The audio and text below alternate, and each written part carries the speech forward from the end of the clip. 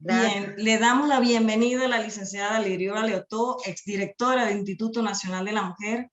Cuenta con estudios realizados en Derecho y Ciencias Políticas, posgrado en Mediación, maestría en Género y Desarrollo.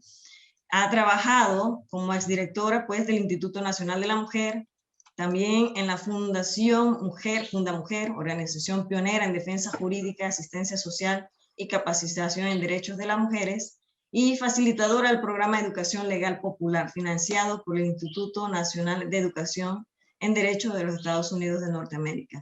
Ha participado en organizaciones como coordinadora del Comité Latinoamericano y del Caribe para la Defensa de los Derechos Humanos de las Mujeres, CLADE en Panamá, y experta en violencia de género. Le damos pues una cordial bienvenida a la licenciada Liriola Leotó, quien nos dará la primera conferencia de la mañana de hoy. Bienvenida. Gracias, Daisy. Buenos días a todas y a todos. Agradezco a la universidad, a la academia, esta invitación que me hace y de poder compartir con ustedes algunas reflexiones con relación al trabajo de investigación titulado Impunidad en contra de las mujeres en el delito de violencia doméstica en los casos atendidos por el Segundo Distrito Judicial de la provincia de Veraguas durante los años 2014 y 2015 en el sistema penal acusatorio. Bueno, por razón del tiempo y que sé que estamos apretados en ello, voy a ir pasando rápidamente para que tengan una idea de qué fue la investigación y que al final veamos parte de los hallazgos de esta investigación exploratoria. Como les dije, este es el tema de mi trabajo que hice para obtener el grado de magíster en Género y Desarrollo del Instituto de la Mujer de la Universidad de Panamá. Bueno, analizamos 107 carpetillas o noticias crímenes y ya les dije, pues es una investigación exploratoria. Utilizamos el método de una auditoría jurídica para el análisis de las carpetillas. Los conceptos que teníamos acá para operacionalizar era la forma de culminación de los procesos con indicadores muy claves, ¿no? La investigación y el método que introduce la reforma penal, como son los procedimientos alternos de solución de conflictos. Tuvimos 107 carpetillas en análisis. La característica de la muestra, bueno, fue representativa. Todas las carpetillas fueron presentadas por mujeres víctimas de violencia doméstica en la provincia de Veragua en el periodo que se investigó. Las carpetillas fueron entregadas al azar y el victimario de las mujeres cuyo análisis hicimos de las carpetillas o era el esposo, conviviente o padre de sus hijas e hijos. Vamos a pasar esta. Como antecedente del problema tenemos que, bueno, en nuestro país, como no saben, si no les comparto, la justicia penal tuvo una transformación en el año 2011. Pasamos del proceso inquisitivo o del método de investigación inquisitivo mixto, sistema penal inquisitivo mixto, a el sistema penal acusatorio. Y allí, bueno, hubo digamos que un actor faltante, que fue el movimiento de mujeres, que no tuvimos la oportunidad de señalar algunas situaciones que hubieran podido ayudar mucho en la codificación del Código Procesal Penal, a efectos de poder también tener esa mirada integradora de la defensa de los derechos humanos de las mujeres y los compromisos que el Estado panameño tiene a nivel de instrumentos jurídicos internacionales como es la Convención Belén do Pará, que habla del derecho que tenemos las mujeres de América a vivir una vida libre de violencia. En este antecedente del problema también establecimos que hubo un reemplazo de lo que se conocía como la corregiduría, esa policía administrativa, ese trabajo en las comunidades, la administración de justicia, por la justicia comunitaria de paz. Y bueno, ya les dije, no participamos. Yo quisiera ahora dar una cuestión muy puntual con respecto a la justicia de paz, que en lo personal me parece que ese artículo que creo que es el 45, que desarrolla la justicia de paz, siempre tiene un nivel de choque, roce, de riñe con lo que es la investigación, porque otra vez los jueces y las juezas de paz con las que he conversado señalan que ellos no investigan delitos, pero creo que le han asignado la misma responsabilidad en 72 horas que tenían con las corregidurías antes en el inquisitivo mixto, en el sistema de investigación, el sistema penal, y creo que lo que ha cambiado es el nombre para efectos de este delito. A ver. La justificación del tema, bueno, primero porque toda mi vida he estado trabajando como abogada ligada a la defensa de los derechos humanos de las mujeres, específicamente en derecho de familia y derecho penal, y acá el delito de violencia doméstica, porque además he tenido el privilegio, digamos, de participar en la elaboración de las leyes que tienen que ver con esto en el país desde el año 1995 a la fecha.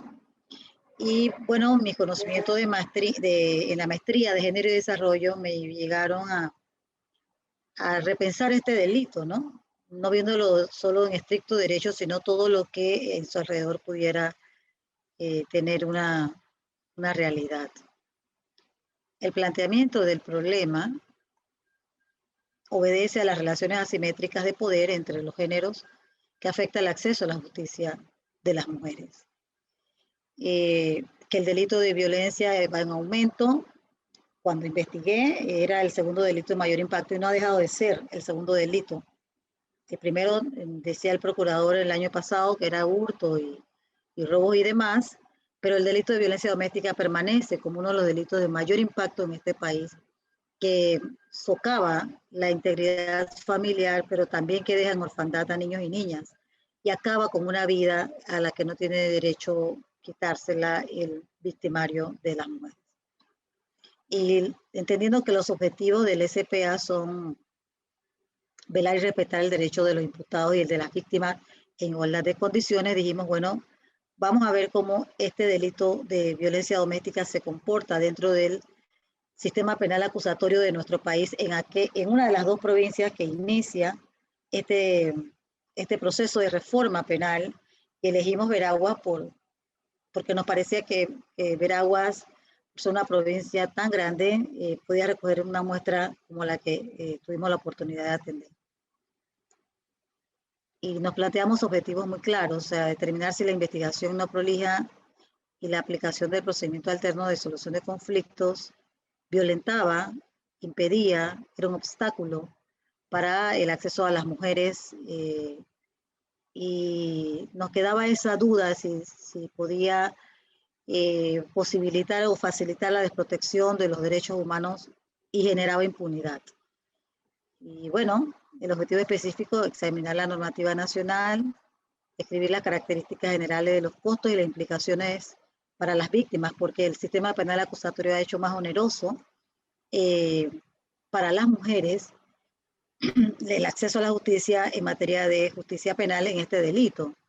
Porque como saben, esto ya no es una audiencia, dos, aquí hay varias audiencias, para decirlo menos, y las mujeres no siempre cuentan con dinero, y eso es uno de los problemas, ¿no?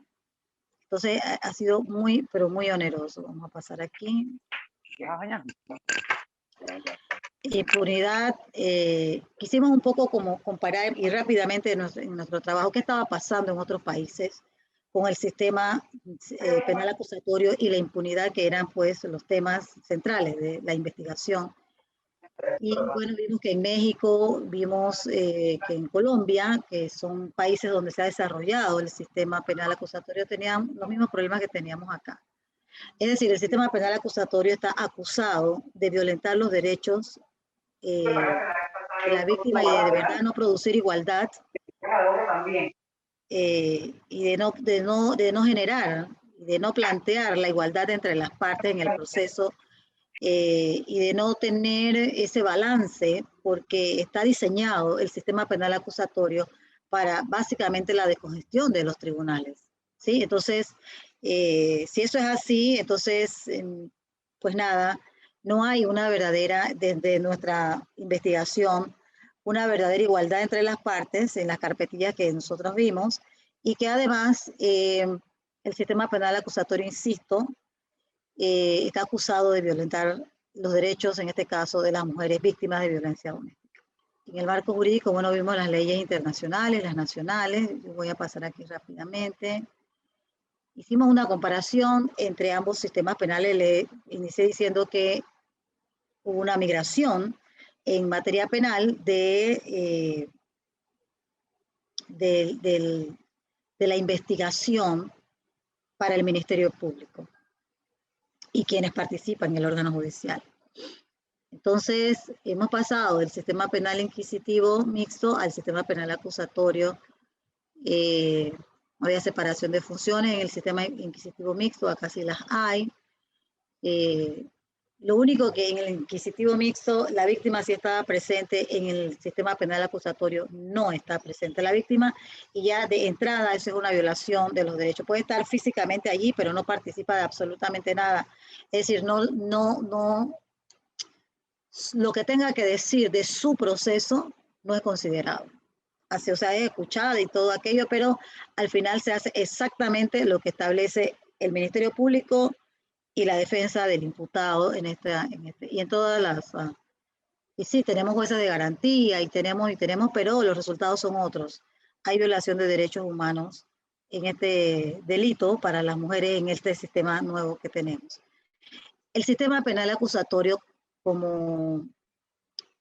digamos que como una de sus innovaciones, cuenta con los procedimientos alternos de solución de conflictos, que yo pienso que son buenos para otro tipo de delitos, pero no en este delito, en los delitos que tienen que ver con el orden jurídico familiar, donde el bien tutelado es la familia, y donde las integrantes de la familia pierden la vida.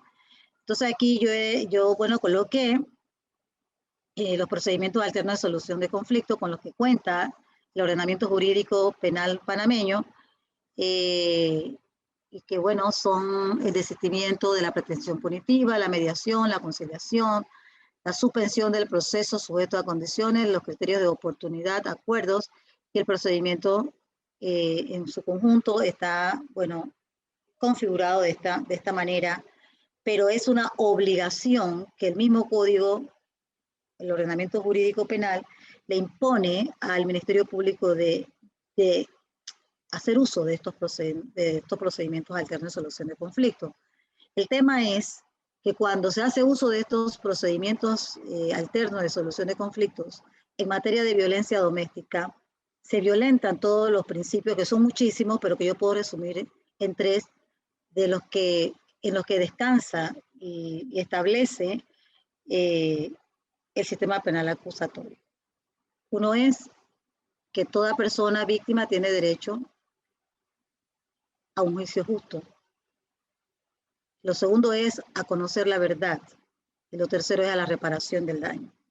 Pues en este delito, de acuerdo a la investigación que adelantamos, desarrollamos esos tres principios básicos, fundamentales, en lo que se puede resumir este sistema penal nuevo, que no le hace justicia a las mujeres. En ninguno de los casos vimos que estos tres principios básicos que rigen el sistema penal acusatorio, con el nombre que tengan en los diferentes países, pero que deben ser garantistas de un debido proceso, pues acá esto no se cumple de acuerdo a la investigación que hicimos. Dicho lo anterior, tengo que compartirles que hay un nuevo modelo de gestión del Ministerio Público y que tiene que ver con varias secciones que intervienen antes de, por ejemplo, y esto es importante conocerlo porque lo que teníamos como un conocimiento situado ya no es, era el fiscal, las partes, el ministerio, el órgano judicial, cuando se iba pues que salía a la vista, el sobrecimiento definitivo o provisional, después de la investigación. Bueno, ahora hay varias etapas dentro del Ministerio Público. Comienza con la sección de atención primaria, que esto es importante para efecto de esta investigación exploratoria, porque mayormente las mujeres, y quiero adelantárselo, que investigamos sus carpetillas, quedaron en la sección de atención primaria, con lo cual no avanzaron ni a la sección de decisión y litigación temprana, ni a la de investigación y seguimiento de sus casos, mucho menos a la unidad de decisión, o sea, al juicio, y tampoco a la sección de cumplimiento, en abierta violación de sus derechos humanos. Muy bien, cuando estamos hablando de la migración, de las modificaciones del sistema penal acusatorio, entonces tenemos que las víctimas siempre van a mantener derechos y también los imputados van a mantener derechos. Y he resumido, son muchos, usted dependiendo de a quién lea y dónde esté, en qué lugar se ubique, usted va a ver muchos derechos de las víctimas y de los imputados más. Pero yo resumo los derechos de la víctima en 3: derecho a un juicio justo, derecho a conocer la verdad y a la reparación del daño. Bueno, la investigación lo que arroja, y adelanto un poco el resultado, es que los derechos del imputado siempre estuvieron garantizados, no así los de las víctimas. Y ya eso es una violación y no habla bien de lo garantista que pudiera ser este sistema penal acusatorio, que fue vendido así como garantista de las partes en igualdad.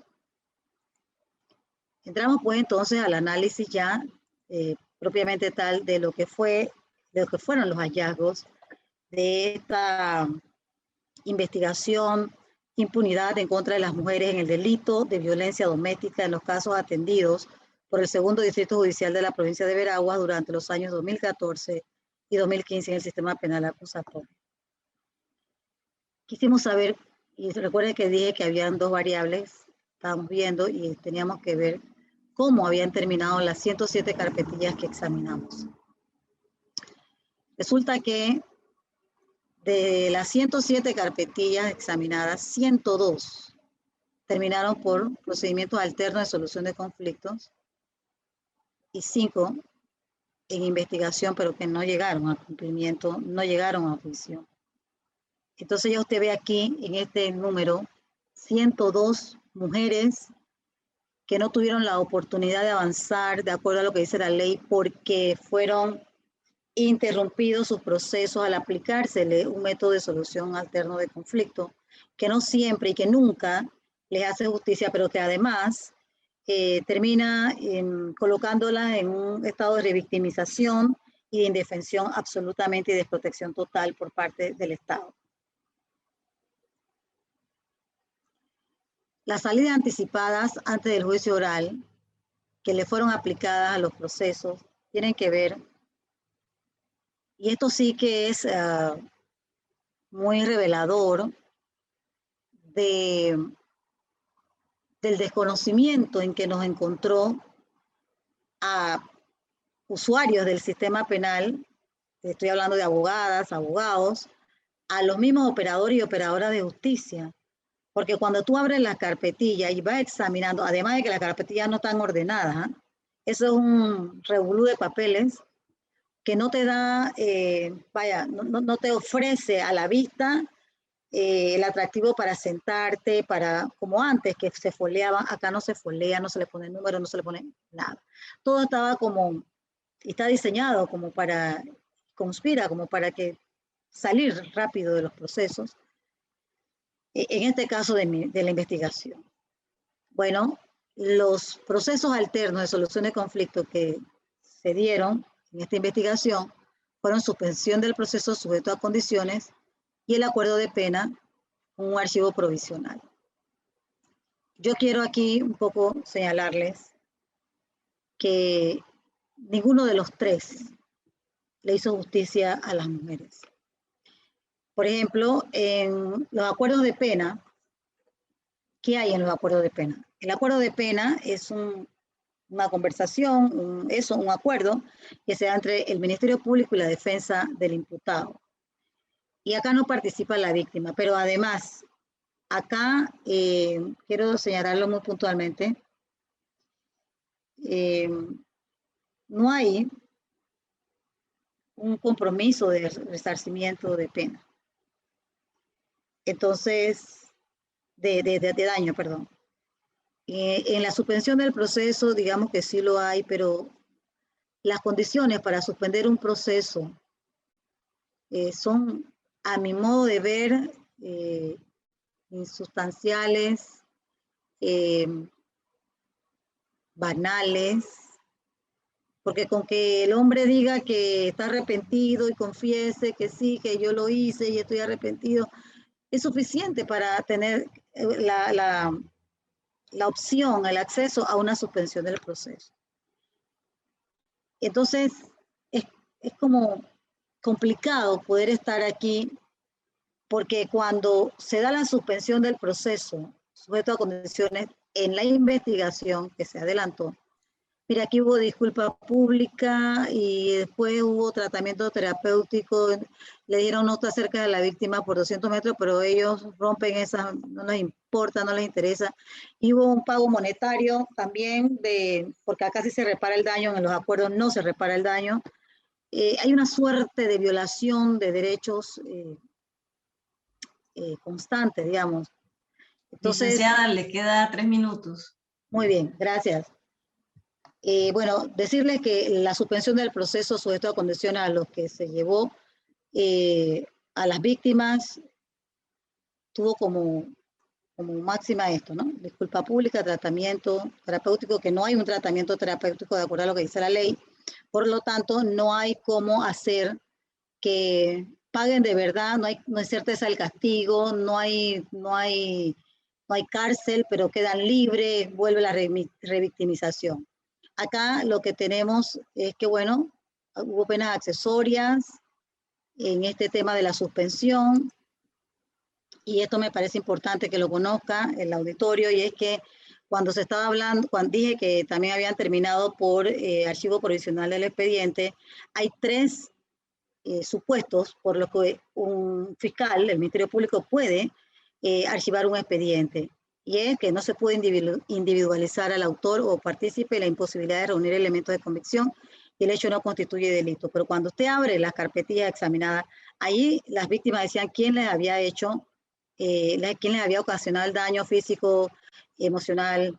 Ellos decían, las víctimas decían, mi familia es testigo, mis vecinos quieren ir de testigo, tampoco se pudo y el hecho no constituye delito. Eso me pareció, digo, si la víctima después de decir yo soy víctima y el Ministerio Público de ese momento no le dijo, no le hizo, no investigó, yo creo que aquí hubo una violación flagrante a la Convención Belén do Pará. Ninguna, bueno, esto yo lo que les decía, las mujeres no avanzaron ni al proceso de garantía, no hubo juicio, por lo tanto no hubo cumplimiento, nunca llegaron al tribunal de apelación. Yo quiero decirles que esta investigación consolidó mis conocimientos, pero además me comprometió mucho más con este tema, con las mujeres de mi país, en el sentido de poder seguir diciendo que el sistema penal acusatorio no es garantista y de seguir colocándolo en todos los espacios, agradezco no es garantista de las mujeres porque no hay igualdad de condiciones en el proceso. Muchas gracias. Excelente exposición de la licenciada Lirola Leotó, exdirectora del Instituto Nacional de la Mujer. Le damos las gracias por su intervención. Nos acompaña en el panel Nicolás Rivera. Él nos va a disertar sobre la Dirección de Resolución Alterna de Conflictos. El licenciado Rivera es abogado, especialidad en docencia superior, es el director actual de Resolución Alterna de Conflictos del Ministerio de Gobierno. Hola. Ha sido asesor de la Gobernación en la provincia de Chiriquí, director de Equiparación de Oportunidades del Ministerio de Gobierno y asesor legal del Ministerio de Vivienda. Él, como los demás panelistas, contará con 20 a 25 minutos para la exposición de su tema, y le pedimos a los participantes y a las participantes que cuando terminen las 3 exposiciones, por favor, dirijan su pregunta concreta a cada uno, al seleccionado expositor, por favor, para hacer rentable todo el tiempo que nos queda. Gracias. Le damos la bienvenida al licenciado. Sí, buenos días. Ante todo, quería agradecerle pues, la oportunidad que nos ofrece en este escenario virtual, pues estar cerca y a la vez intercambiar los diferentes criterios frente al escenario de la Dirección de Resolución Alterna de Conflictos en tiempos de pandemia, el respeto a los derechos humanos y ese especial comportamiento que debe abanicar la igualdad para el trato y actuación en los diferentes procesos a la mujer. Definitivamente agradecer a Dios la oportunidad y entrar pues en contexto planteando, y vamos a compartir también pantalla con la información que podríamos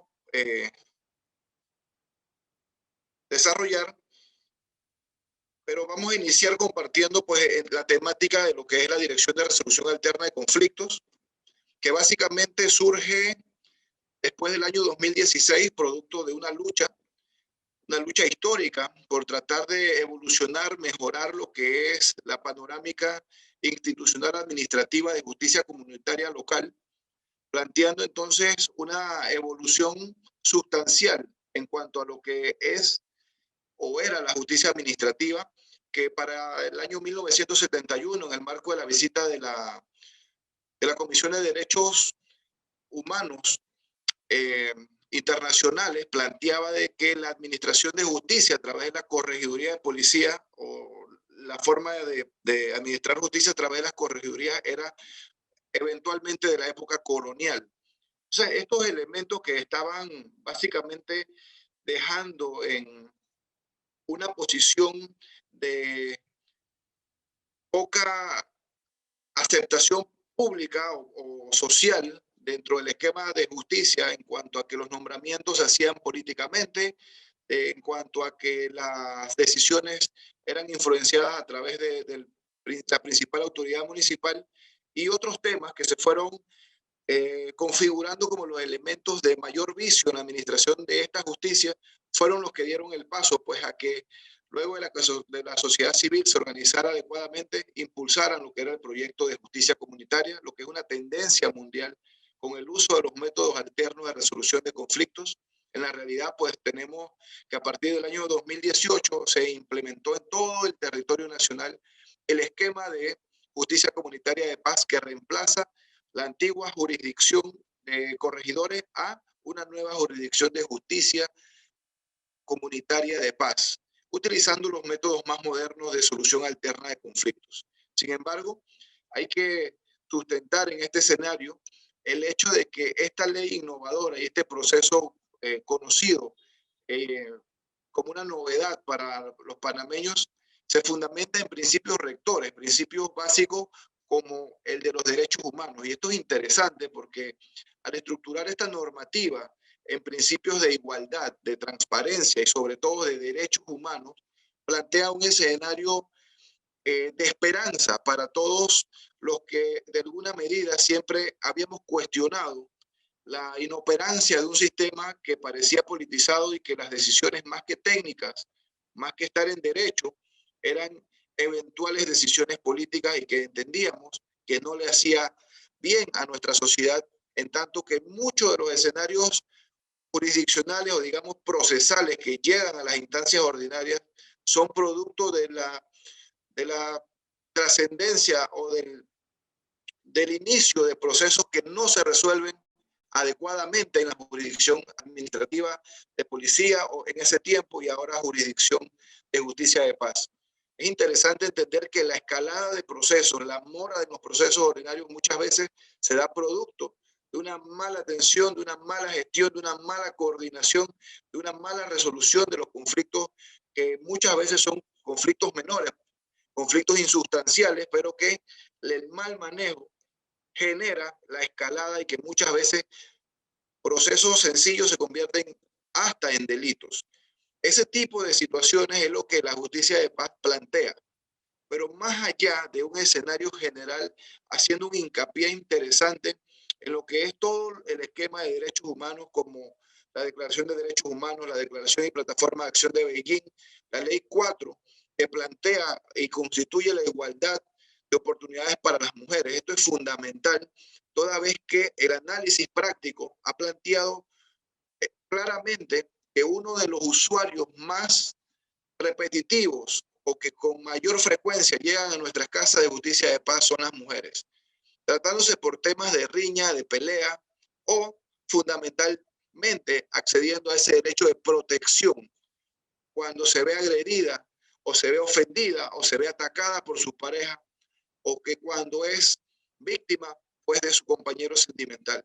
Y adicionalmente, en otro de los escenarios que acude muchísimo la mujer en busca de ayuda legal, en busca de ese soporte de defensa institucional que se le debe plantear como Estado, como nación, dentro del engranaje administrativo, es la búsqueda de protección de sus derechos como madre, en el sentido de garantizar el interés superior del menor a través de al menos la garantía de lo que es la cuota alimenticia o la pensión alimenticia que llamamos nosotros por costumbre o por uso, que se hace de una manera más fácil, más, digamos, a prevención en las casas de justicia de paz, pero que son esquemas que han permitido o que plantean garantizar a la mujer una accesibilidad, un derecho sustancial garantizado de manera más directa, de una manera más eficaz, de una manera simple, gratuita, sin tanta burocracia, y que este escenario viene planteando o rescata esos principios para que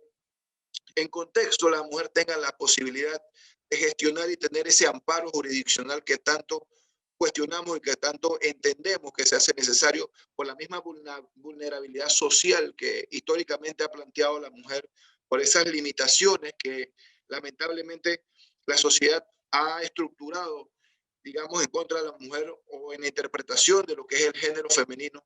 Entonces es importante rescatar de que al pasar de los años, eventualmente, decíamos, la escalada de procesos, lo que son denuncias por agresiones verbales, agresiones psicológicas, quizás golpes leves, se van transformando en agresiones superiores que muchas veces terminan en feminicidios. Esto, una escalada que en los años 17 al 18 y 19 fundamentalmente veíamos que se estaban triplicando los casos.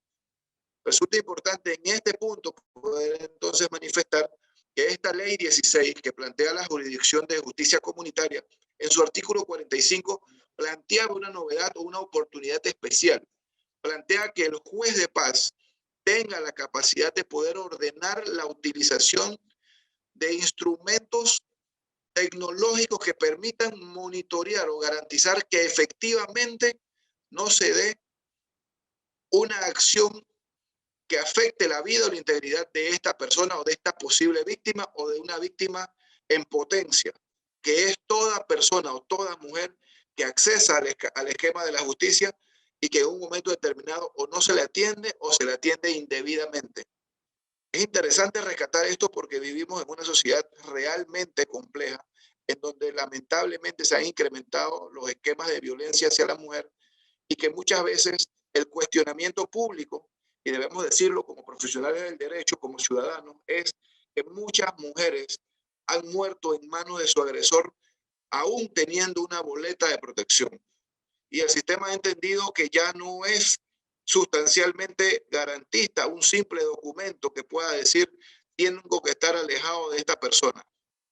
Para ello es necesario entonces implementar esa tecnología que bien le va a permitir hoy, como está la ley 16, al juez dictaminar de manera preventiva y de manera inmediata, hasta que el proceso se derive o se continúe en la instancia correspondiente, pero que una vez reuniendo las condiciones necesarias para entender que la vida y la seguridad de una mujer está en riesgo, o la de menores en riesgo, se pueda implementar la utilización de un dispositivo tecnológico, sin necesidad de orden jurisdiccional que entendemos que es una burocracia, que es un sistema electrónico, es un sistema que puede permitir monitorear a la víctima como al victimario. Un sistema dinámico que se estaba estudiando o se planteaba como una realidad para el año 2020.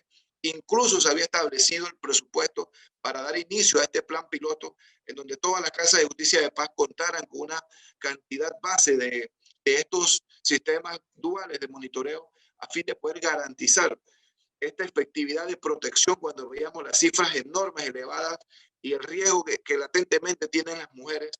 Entonces, lamentablemente, entramos en el escenario pandemia, pero planteamos un nuevo sistema tecnológico en donde con un aparato, llámese brazalete o llámese dispositivo, como un celular, porque existen varias tecnologías y que ya están probadas en Panamá y que tienen alcance a través del Internet, podían ser asignados directamente por un juez de paz a través de una resolución motivada, pero sin necesidad de generar una burocracia.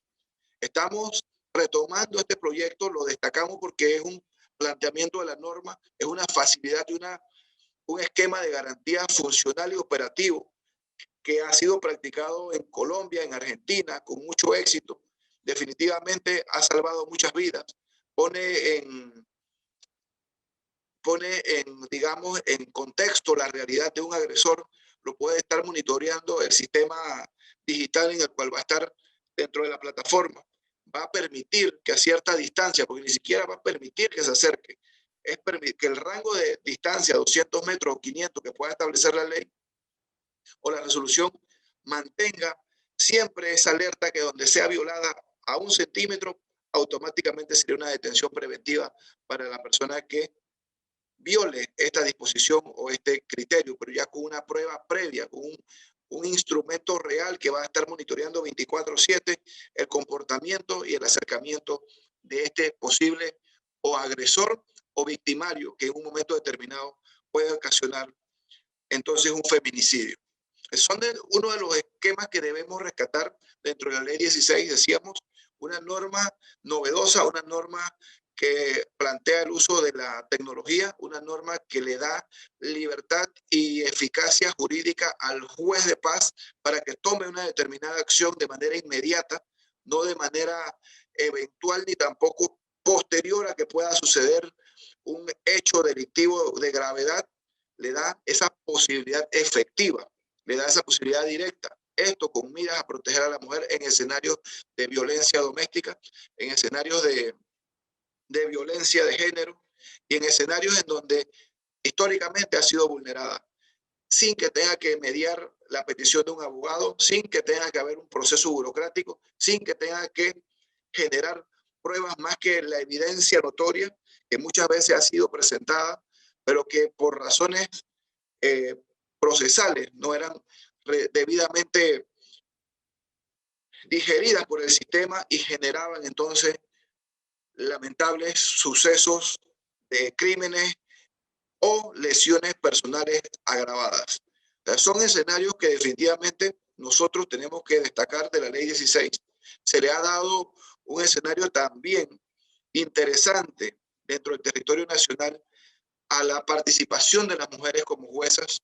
Es fundamental poder plantear que 286 juezas comunitarias de paz hoy versus 164 jueces de paz, es decir, prácticamente estamos hablando de un 70% de mujeres en el uso y empoderamiento de lo que es la justicia administrativa de paz, lo que para nosotros también fortalece lo que es el respeto al género femenino, empodera mucho más el cumplimiento de estas normas que van encaminadas a defender, a proteger y a garantizar el comportamiento social donde la mujer tiene igualdad de derechos, donde la mujer tiene que ser respetada, donde tiene que ser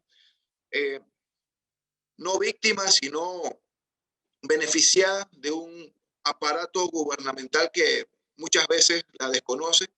Interesante entonces poder saber que también en el escenario de mediadores y conciliadores que certificamos en esta dirección, hay un aproximado de un 70% también de mujeres.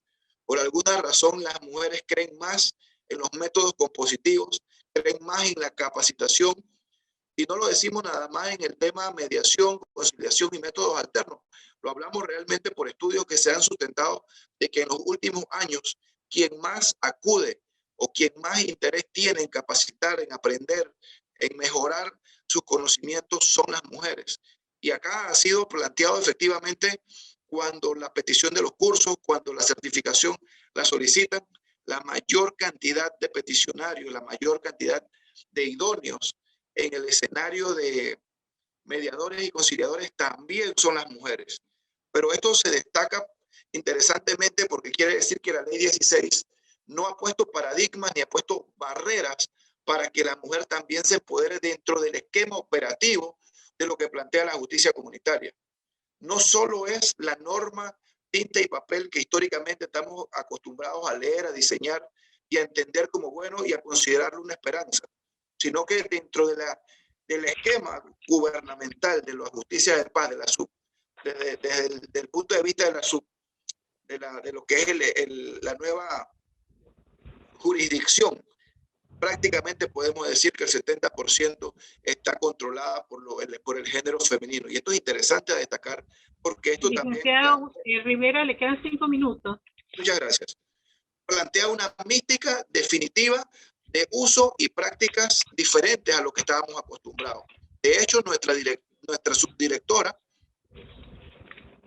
también especialista en métodos de composición alterna de conflictos, mediación, conciliación, es un vivo ejemplo de esta práctica y de lo que es el empoderamiento de la justicia comunitaria. Y tenemos que decirlo también, el escenario de nuestro órgano superior, que está presidido por la ministra de Gobierno. El órgano superior es la Comisión Interinstitucional, la cual está presidida por la ministra de Gobierno, y lo que plantea en contexto una realidad palpable es: la mujer se empodera y definitivamente podrá con más facilidad hacer efectiva la normativa hoy planteada, y que sin lugar a dudas ha generado un compromiso social, pero mucho más positivo y mucho más alcanzable cuando las mismas mujeres van a tener día a día la posibilidad de hacer justicia de acuerdo a la normativa, pero con la misma mística de una mujer, de una persona que conoce cómo ha sido históricamente esa división social que ha planteado nuestra cultura, pero que vamos en una evolución constante a superarla. Y para cerrar, debemos decir necesariamente que la pandemia sorprende el esquema de justicia comunitario, sorprende a todo el esquema global de lo que eran las instituciones, pero positivamente a través de lo que fue la coordinación, la comunicación, la constante orientación entre todas las partes involucradas, hemos logrado mantener una sociedad calmada, hemos logrado mantener una sociedad que cumpla los decretos, que cumpla la nueva normativa que está rigiendo en tiempos de emergencia social. Y es fundamentalmente, y una vez más, haciendo un especial reconocimiento a los jueces y juezas de paz, a la gran cantidad de juezas que nunca dijeron no, que estuvieron tan igual a la policía, tan igual a los médicos, porque fue ininterrumpida, fue expedita. Si bien pueden recordar a los que somos panameños, a los que conocemos cómo se manejó la pandemia desde el primer día, las sanciones por toque de queda, las violaciones de la movilidad, las sanciones por fiestas indebidas, todos los esquemas de prohibición al final recaían sobre la administración de los jueces de paz, las sanciones recaían en la administración de los jueces de paz, todo el esquema de administración y garantía de que los decretos emanados del Ejecutivo fueran una realidad palpable en el sentido de su cumplimiento, fue producto de una ardua y fuerte labor de los jueces, de las juezas y jueces de paz, en su mayoría madres que también se vieron afectadas muchas veces por infecciones del virus, que se sobrepusieron al virus y siguieron laborando. Mujeres que de verdad han planteado un escenario positivo de compromiso con la justicia, con la jurisdicción comunitaria de paz y con el país.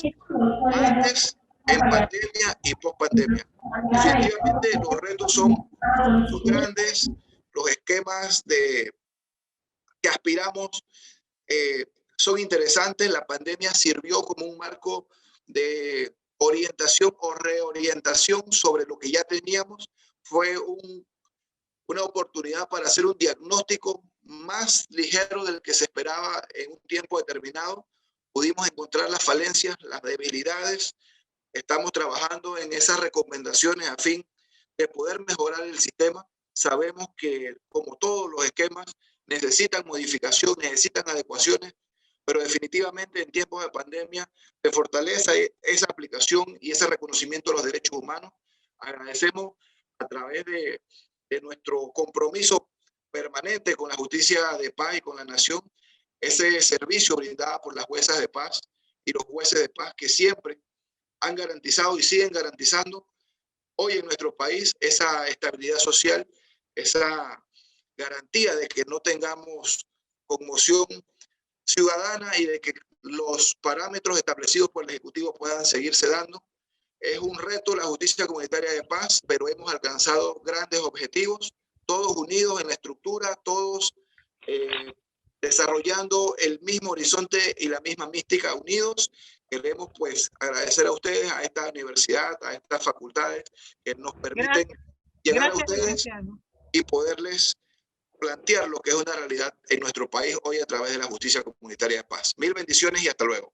Gracias, muchas gracias, licenciado. Damos plazo a nuestro tercer participante, una participación internacional en la persona de Gerardo Escobedo Izaguirre. Él es abogado egresado de la Universidad Autónoma de Tamaulipas. Además, es especialista en Derecho Constitucional y Amparo, especialista en Juicio Oral y Proceso Penal Acusatorio, cursa maestría en Derecho con énfasis en Constitución de la Universidad Autónoma de Tamaulipas. Ha trabajado en la Procuraduría General de la República, en el Juzgado Ramo Penal del Segundo Distrito Judicial y en el Supremo del Tribunal de Justicia. Ha participado en foros locales y regionales, ha capacitado en materia de derechos humanos y ha impartido cursos en materia de derechos humanos, sistema de justicia penal acusatorio y ley de derechos de niñas y adolescentes. Muy buenos días, licenciado. Usted tiene la palabra. Gracias, muy buenos días. Buenos días a todo el auditorio. Reciban un cordial saludo de mi país, de mi persona. Y bueno, pues me siento muy contento en este día poder compartir este espacio con ustedes y esas experiencias que hemos tenido, sobre todo de mi tema, ¿no? La transición del sistema inquisitivo al sistema acusatorio oral, ¿no? Nuestro nuevo sistema de justicia en México. Pero para esto, nuestra comunidad internacional veía, ¿no? Y aparte la sociedad misma, que México ya necesitaba, la sociedad necesitaba un cambio en la vida democrática del país de manera jurisdiccional. No podíamos tener esos procesos largos, esas inseguridades jurídicas a lo largo de las etapas en las cuales se basaba el procedimiento inquisitivo. Veíamos, por ejemplo, un fenómeno muy importante, ¿no? La sobrepoblación en las cárceles, que era un fenómeno de mucho impacto internacional. Bueno, esto generaba obviamente que al momento de una sobrepoblación veíamos que el sistema inquisitivo teníamos como eje central, ¿no? La prisión preventiva. No era una excepción, era la regla general. Entonces, tenía que ser un cambio estructural, no tan solo de manera constitucional, sino también en instalaciones. Para esto, otro de los enfoques que se pudo percatar es que nuestro sistema jurídico anterior, o el inquisitivo, ¿sí se escucha? Sí, le escuchamos. Ok, sí, entonces nuestro sistema inquisitivo, la regla general era la prisión preventiva, pero había delitos en los cuales, no sé si en aquel país coincidamos en cuanto a la denominación, el daño en propiedad culposo o los choques entre vehículos, entre particulares. Una persona que no podía tener pagar una fianza de aproximadamente 15,000 pesos mexicanos, 20,000 pesos, ingresaba a prisión porque era una regla para poder obtener su libertad, poder pagar esa fianza, ¿no? Entonces, en nuestro sistema jurídico anterior teníamos 3 modalidades: el concepto de la reparación del daño, las obligaciones y las multas, para poder obtener tu libertad. Si no pagabas la reparación, pues obviamente que como consecuencia del plazo de los 6 días que la ley te daba para el vencimiento del plazo constitucional, bueno, pues entonces teníamos que, al no pagar, el juez decretaba el auto de formal prisión, o en su defecto el auto de sujeción a proceso, pero si dictaba un auto de formal prisión, tenía que ingresar a una cárcel o a un penal aquí en nuestro país, obviamente que del fuero común, y entonces esto generaba mucha sobrepoblación en nuestro país. En el año 2005 hubo una institución pública, bueno, particular, pero es una sociedad por ahí, de un empresario muy conocido, que generó a través de una aseguradora todo un proyecto general precisamente para abatir un poco esa sobrepoblación en las cárceles. Y bueno, generó fianzas para que pudieran pagar de cierta cantidad en efectivo.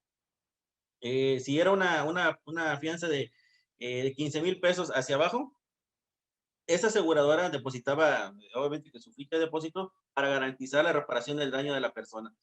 Eso disminuyó bastante, pero sin embargo esa problemática se sigue presentando. Esto da pie, obviamente, a que en nuestro país empezaron a sentar las bases para decir, bueno, vamos a cambiar nuestro sistema, pero ¿cómo lo vamos a hacer? ¿Hacia dónde lo vamos a dirigir? ¿Y qué artículos tenemos que modificar de la Constitución? De modo que la estructura constitucional en el papel si realmente se vaya a ver reflejada en el cambio formal e integral en las estructuras públicas, en las áreas públicas. Obviamente que esto generó por parte de lo que es la oficina de Washington, a través del Plan Mérida, dijo, adelante, es viable, obviamente, y urgente la reforma penal mexicana, y con el Plan Mérida se da dos cosas: la creación de un consejo consultivo para la aplicación de este sistema, y segundo, nace también lo que se llama la Secretaría Técnica. Esta Secretaría Técnica es la que se encarga de tener todo el concentrado de los 32 estados que conforman nuestro país, y en aquel entonces el Distrito Federal. Entonces, tenía que tener en cuenta todo el mecanismo de saber ir checando en cada estado, regionalmente, los avances que tenían tanto en infraestructura, en capacitación, y sobre todo estar monitoreando realmente muy, muy directamente sobre este cambio, porque pues era un cambio paradigmático jamás imaginado, inclusive una de las mejores reformas que ha tenido México en materia de la cuestión de seguridad en nuestro país. Y bueno, pues tuvimos en cuenta que ya en el 2008 surge, ahora sí, ya publicado en el 18 de junio del 2008, se publica en el Diario Oficial de la Federación la reforma a la constitucional en materia penal.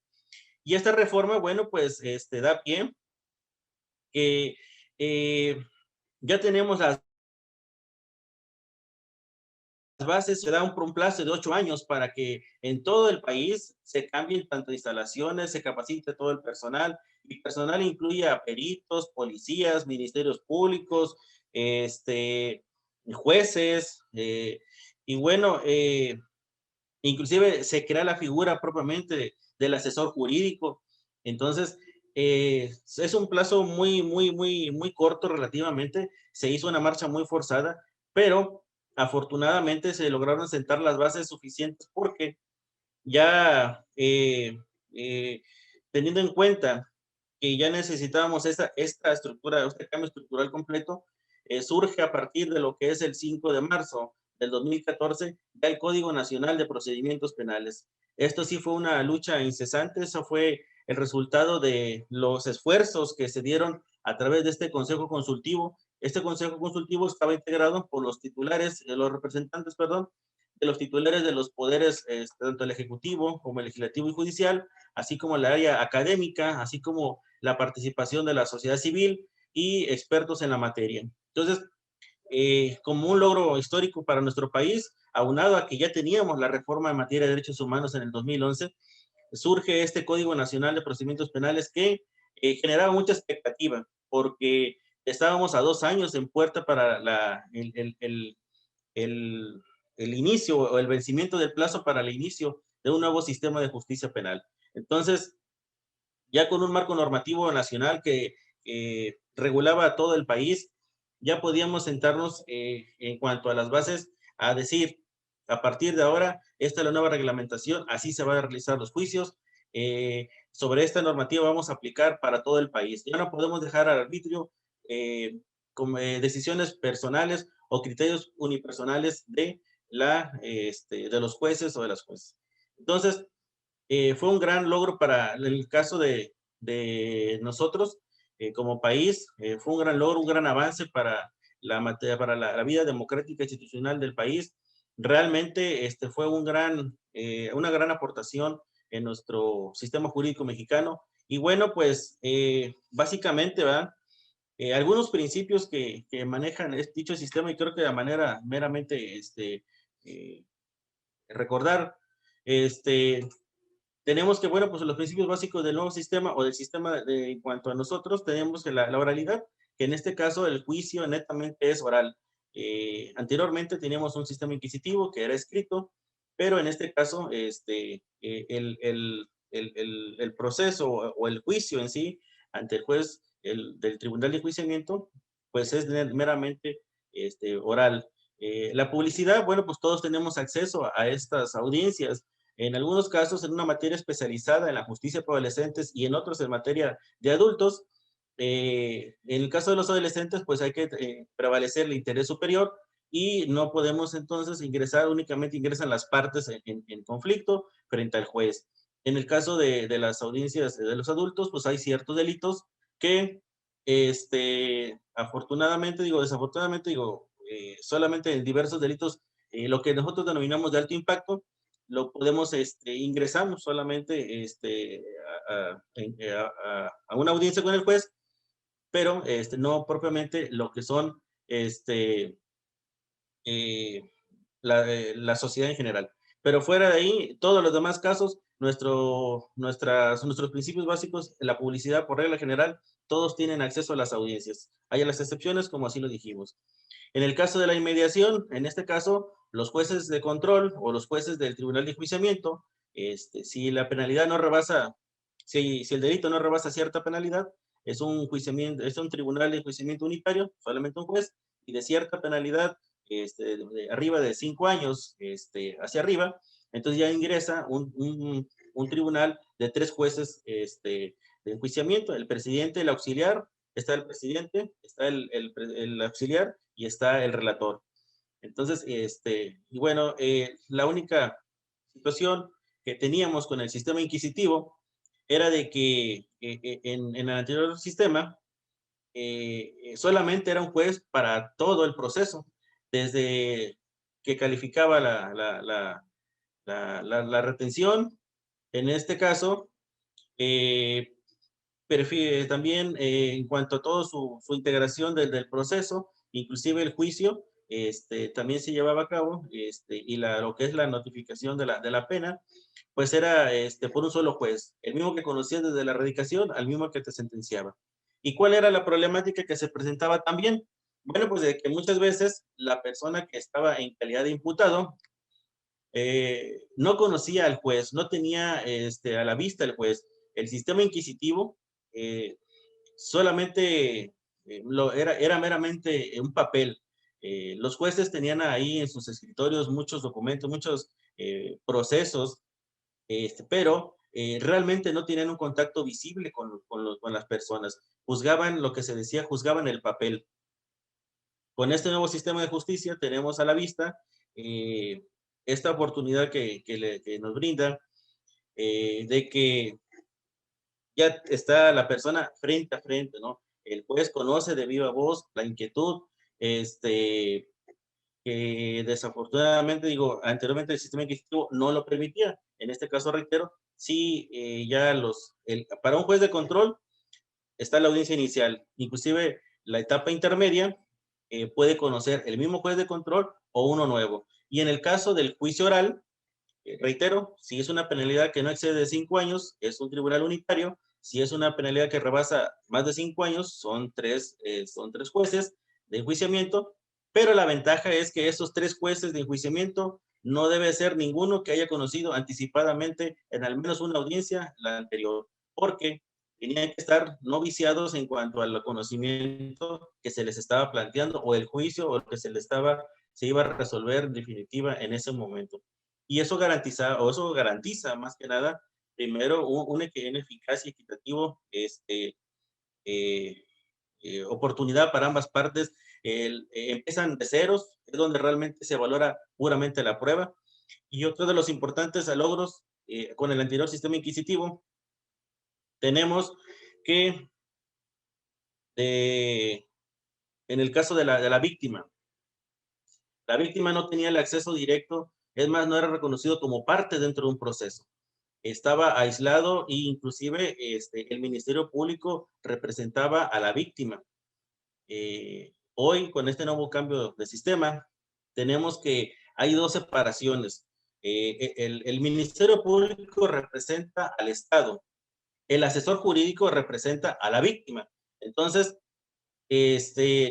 ya la voz en cuanto a lo que quiera manifestar la víctima se hace a través de puede ser de viva voz o a través de su asesor jurídico. Entonces, realmente sí se garantiza un control horizontal de igualdad de las partes. En este caso, tanto el acceso para el imputado como para la víctima. En el Código Nacional de Procedimientos Penales podemos ver claramente que tenemos la oportunidad de decir que los mismos derechos por este control horizontal, el cual es manifiesto, que tiene la víctima, tiene también el imputado. Los derechos y los recursos y los accesos y las oportunidades para defenderse uno con otro. Entonces, sí ha sido un cambio muy paradigmático y no tan solo es ese acceso que se le da a la víctima, sino que también garantiza otro de los puntos muy importantes, en lo que es la reparación del daño. Porque en el sistema inquisitivo no teníamos la oportunidad, como ahora lo tenemos conforme al artículo 17 constitucional, lo que son los mecanismos alternos o las salidas alternas de solución de conflictos, precisamente para dos cosas. En el caso de la víctima, buscar un acuerdo lo más pronto posible, satisfactorio para ambas partes, pero que se le garantice la reparación del daño, que esa es una de las cosas más importantes.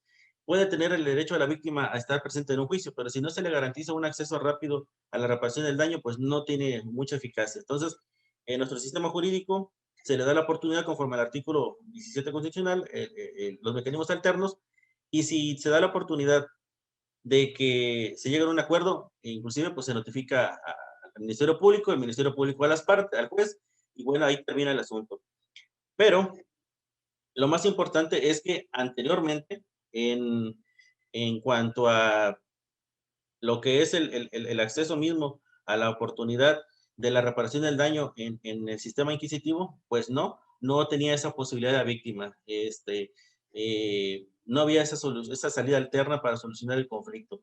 Y otra de las cosas más importantes, bueno, pues esto daba pie a que evitar esa sobrepoblación que se daba en las cárceles, ir quitando asuntos que por mero trámite solamente no tenía la oportunidad de, por si era por pago, si era por otra situación, solamente nada más ingresaban y llenaban los números, ¿no? Pero no había una estricta forma en cuanto a atender meramente a ambas partes esa solución y sobre todo que tenga el eficaz derecho la víctima a esa reparación del daño. Con esta, si se llega a un acuerdo, obviamente que tenemos la oportunidad que los números en cuanto a las personas que ingresan a un penal, pues sean reducidas. Y este impacto más adelante lo vamos a ver, porque realmente sí se dio, con ese cambio, con ese traslado del sistema inquisitivo al nuevo sistema, realmente sí se dio varias cosas que más adelante vamos a ver. Un punto muy importante, en el caso también del sistema inquisitivo, al sistema actual, pues bueno, en este caso, el Ministerio Público califica la detención en caso inquisitivo y el juez la ratificaba. Pero ahora con el nuevo sistema de justicia, el juez de control vigila la legalidad de la detención. Ya no es el Ministerio Público quien califica la detención, ya es el juez de control quien califica la detención. Ha habido casos en que cuando se presenta en la audiencia inicial un asunto, obviamente que cuando es con detenido, lo primero que hace el juez es abrir audiencia para calificar legal la detención. Y ha habido casos en los cuales ha decretado de no legal la detención y en ese momento la persona se retira.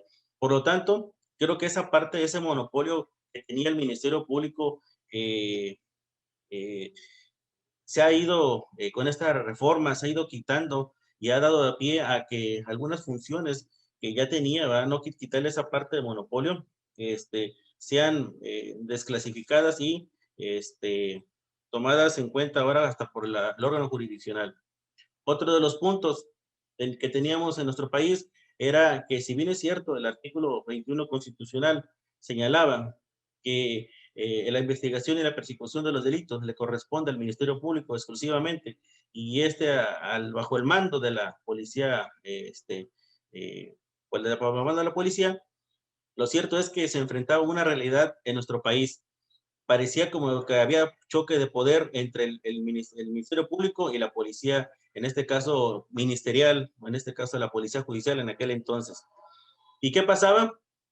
Bueno, pues parecía que había dos choques de poder. Hoy con este nuevo sistema de justicia, realmente tiene lo que es la investigación de los delitos, sigue teniendo la facultad del Ministerio Público, pero la verdad es que el Ministerio logró también constitucionalmente esta reforma hacer que realmente esté sometido a la policía investigadora, que no puede actuar por sí misma, que debe estar estrictamente a lo que le ordena a través de un oficio de investigación el Ministerio Público. Realmente sí está ahora bajo su mando.